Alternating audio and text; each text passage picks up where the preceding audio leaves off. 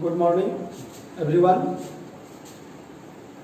आज हम लोग oogenesis के बारे में अध्ययन करेंगे। यह जनन का ही है पाठ। oogenesis का मतलब होता है अंड जनन। अंड जनन that means the formation of ovum inside the ovary is called oogenesis. oogenesis कहने का मतलब यह है कि ओवम का निर्माण ओवरी के अंदर होता है, और यह निर्माण ऐसा नहीं है कि जब पुबर्टी स्टेज में कोई फीमेल पहुंचती है तब होता है। यह उसी समय से उगोनिया का निर्माण होना शुरू हो जाता है जब कोई फीमेल अपने माता के गर्भ में 25 वीक की होती है। 25 वीक मतलब 25 सप्ताह की जब वह होती है, वहीं से उगोनिया का निर्माण होना शुरू हो जाता है। तो बेबी जब फीटस स्टेज में होती है, यानी कि 25 वीक की होती है, तभी उसके ओवरी के जो प्राइमोर्डियल सेल्स होते हैं वो डेवलप करके उगोनिया का कार्य करते हैं। और यह उगोनिया जो उस वक्त डिप्लॉयड होता है, उस वक्त क्या होता है? Diploid. Diploid means 2n, that means chromosome की संख्या सेम होती है। जितना हमारे बॉडी सेल्स में होता है उतना ही क्रोमोसोम की संख्या इस उगोनिया में होता है। इस उगोनिया का विकास फिटल लाइफ से शुरू होता है।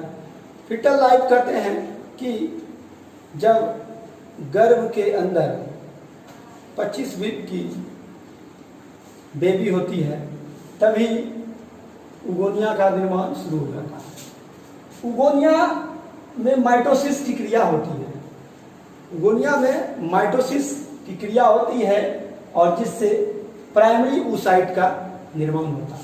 और यह प्राइमरी oocyte भी इस वक्त 2n। हम लोग 11 में भी पढ़ चुके हैं कि माइटोसिस में क्रोमोसोम की संख्या सेम होती है अपने पेरेंट्स सेल से। तो प्राइमरी oocytes का निर्माण होता है। ये आपका बर्थ, जब जन्म भी होता है उसके बाद धीरे धीरे विकास होता है। इस प्राइमरी oocytes का डेवलपमेंट होना शुरू होता है। इसको कहते हैं मैच्योरेशन फेज। और मैच्योरेशन फेज बर्थ से चाइल्डहुड, चाइल्डहुड से फिर पुबर्टी, यानी जब छोटी सी बच्ची रहती है तब भी oocytes का विकास होते रहता है। और फिर वह बच्ची जब चाइल्डहुड से पुबर्टी स्टेज यानी एडोलसेंस में प्रवेश करती है तब भी विकास शुरू रहता है। एडोलसेंस प्रत्येक फीमेल में एक निश्चित उम्र है। किसी में 11 साल, किसी में 12 साल, कभी 13 साल। तो यह एक oogenesis का फ्लो चार्ट है जिसके माध्यम से आप समझने की कोशिश करें कि oogenesis की क्रिया कैसे संपन्न होती है। मैं कह चुका हूं कि फीटल लाइफ से ही शुरू होता है। जब गर्भ में ही कोई बेबी रहती है तभी से उगोनिया बनना शुरू हो जाता है। उगोनिया में माइटोसिस की क्रिया होती है और माइटोसिस की क्रिया के फलस्वरूप 2 प्राइमरी oocytes का निर्माण होता है जो कि डिप्लॉयड होता है। जो कि डिप्लॉयड क्या है? जो बॉडी सेल्स में जितना क्रोमोसोम है उतना ही क्रोमोसोम इस डिप्लॉयड सेल्स में भी होता है। अब यह प्राइमरी oocytes लगातार विकास करते रहता है। बर्थ से लेकर चाइल्डहुड, चाइल्डहुड से पुबर्टी। बर्थ मतलब जब बच्चा जन्म लेती है कोई फीमेल, फिर वह अपने बचपन अवस्था, फिर बचपन से फिर वह पुबर्टी स्टेज। अब है सवाल कि पुबर्टी की है क्या? पुबर्टी कहते हैं जब किसी फीमेल में सेकेंडरी सेक्सुअल कैरेक्टर विकसित होने लगता है, तब उसको हम लोग पुबर्टी स्टेज मानते हैं। अब सेकेंडरी सेक्सुअल कैरेक्टर है क्या? एट फर्स्ट पहला है स्टार्ट द मेंस्ट्रुअल साइकिल। तो यानी कि बर्थ से लेकर के पुबर्टी स्टेज तक यह बहुत लॉन्गर टाइम है, बहुत वर्ष है।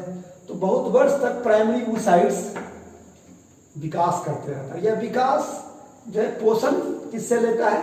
तो फॉलिकुलर सेल से। अब ये फॉलिकुलर है क्या? हम लोग टीएस ऑफ ओवरी में ये फिगर याद कीजिए, आप लोग पिछले क्लास में हम लोग पढ़ चुके हैं कि ये टीएस ऑफ ओवरी है और इसके अंदर ये जो प्राइमरी oocytes है, और जब इसका विकास होता है मेंस के छठे दिन से, मेंस समाप्त होने के छठे दिन से, तो इसके अंदर फॉलिकुलर सेल्स का development, primary follicle, secondary follicle, फिर टर्सरी फॉलिकल। तो ये है फॉलिकल। तो ये फॉलिकल सेल्स है जो इस ओवा प्राइमरी oocytes को जो बीच में नरिशमेंट प्रदान करता है। ये फिगर दिखाने का मेरा ये तात्पर्य है कि यह संदर्भ टीएस ऑफ ओवरी से जुड़ा हुआ है। ठीक है, हम सिर्फ यह दिखाना चाहते हैं कि यह विकास कैसे करता है इतने वर्षों तक, ये जो बर्थ से लेकर के पुबर्टी स्टेज तक विकास कैसे होता है प्राइमरी oocytes का। तो इसका नरिशमेंट इसी फॉलिकुलर सेल से होता है। अब इस प्राइमरी oocytes में मियोसिस, यहीं से मियोसिस की क्रिया शुरू होती है। मियोसिस की क्रिया शुरू जरूर होती है, परंतु यह कंप्लीट नहीं होता है। ओव्यूलेशन के पूर्व तक, ओव्यूलेशन के पूर्व तक यह कंप्लीट नहीं होता है। इस बात पे गौर कीजिएगा। ऐसा नहीं कि मियोसिस हो गया और फिर 1 से 4 सेल का निर्माण हो गया, ऐसा नहीं है। तो प्राइमरी oocytes में मियोसिस की क्रिया शुरू होती है पर इंड नहीं होती। मतलब कि 2 सेल्स का निर्माण होता है, first polar body and second जो लार्जर सेल्स होते हैं उसको सेकेंडरी oocytes कहते हैं। क्या कहते हैं उसको? Secondary oocytes। First polar body जो स्मॉल होता है और ये बाद में जाकर के डिजेनरेट कर जाता है। फिर इस सेकेंडरी oocytes में पुनः विभाजन होता है और फिर बनता है सेकेंड पोलर बॉडी जो पुनः छोटा होता है और एक जो लार्जर सेल स्फेरिकल सेल से इसको हम लोग ओवम कहते हैं। और यह सेकेंडरी पोलर बॉडी इस ओवम को नरिशमेंट प्रदान करता है। ये कंप्लीट कहाँ होता है? तो जब यह मेंस्ट्रुएशन के 14वें दिन फैलोपियन ट्यूब के एम्पुला में पहुंचता है यह ओवम। तो जब स्पर्मेटोजोआ पहुंचता है तब यह मियोसिस की क्रिया कंप्लीट होती है और एक ओवम का निर्माण होता है। आगे का हम लोग अब नेक्स्ट वीडियो में देखेंगे।